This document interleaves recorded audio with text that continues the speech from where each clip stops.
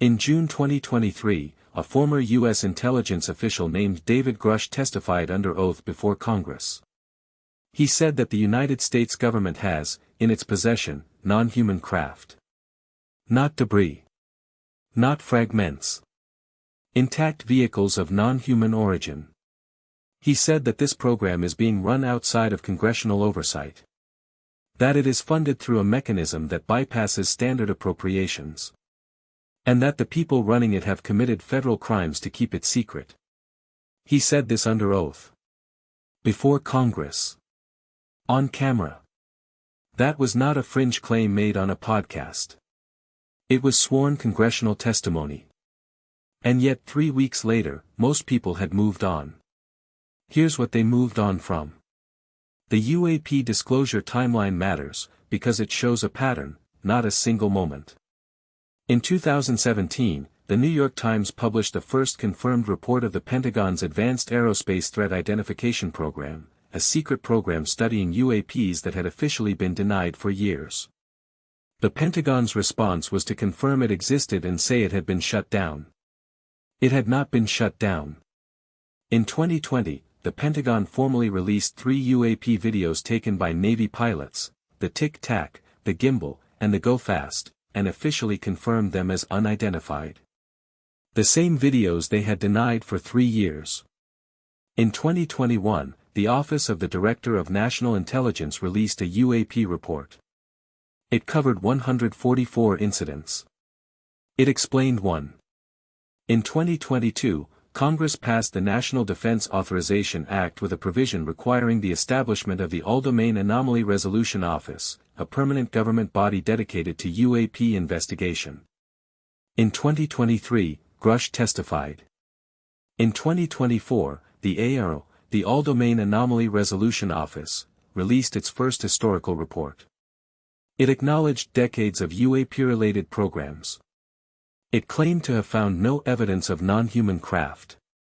But it also acknowledged that some of those programs had operated outside normal oversight channels. And it acknowledged that it had not been given access to all relevant files. An agency whose entire purpose is UAP investigation acknowledged it doesn't have access to everything. Let's talk about what the pilot said. Commander David Fravor, a 20-year Navy veteran and former commanding officer of the Black Aces Squadron, encountered the Tic Tac UAP in 2004 off the coast of San Diego. He described a craft approximately 40 feet long, white, with no wings, no exhaust, no visible propulsion system.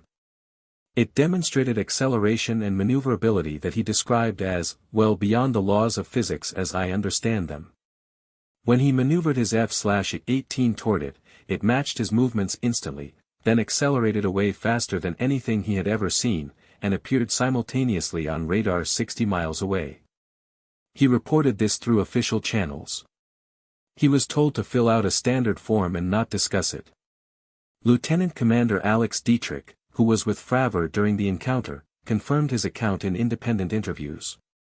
She said she had never seen anything like it in 18 years of flying. The object they encountered had been tracked by the USS Princeton's radar for 2 weeks before the intercept. The radar systems had been recently upgraded, which is why the Princeton could track it when older systems couldn't. The USS Princeton's technicians who upgraded the radar system were told by a classified contractor that the radar anomalies they were seeing were not to be discussed. That contractor's name has never been publicly identified. Here's where the Grusch testimony becomes significant beyond the headline. Grusch didn't just claim the government has craft. He named specific contractors, Lockheed Martin's Skunk Works division, among others, as being involved in reverse engineering programs.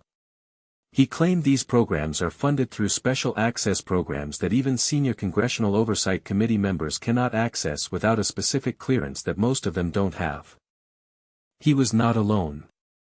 Retired Major General Neil McCasland, who ran the Air Force Research Laboratory, has stated in on-record interviews that he believes the U.S. government has possession of materials of non-human origin. Jonathan Gray, a current intelligence community analyst, confirmed Grusch's account on record, stating, "The non-human intelligence phenomenon is real. We are not alone. These are not fringe figures. These are people with security clearances, with careers that would be destroyed by false claims, speaking on record. The Pentagon's response to all of this was to say AARO found no credible evidence. But AARO's own report acknowledged it doesn't have access to everything. And AARO's director, Dr. Sean Kirkpatrick, resigned in 2023. His resignation letter, partially leaked to the debrief, contained language describing institutional obstruction of the office's investigation. Here's where we are in 2026. We have confirmed government UAP programs running outside congressional oversight. We have sworn testimony from multiple credentialed officials claiming non-human craft are in U.S. possession. We have a government investigation office that acknowledges it doesn't have full access to the files it was created to investigate. The official position is still, we've found nothing conclusive. But, nothing conclusive and nothing are not the same thing. The pilots saw something. The radar tracked something. The technicians were told not to talk about something. What that something is, we don't know with certainty.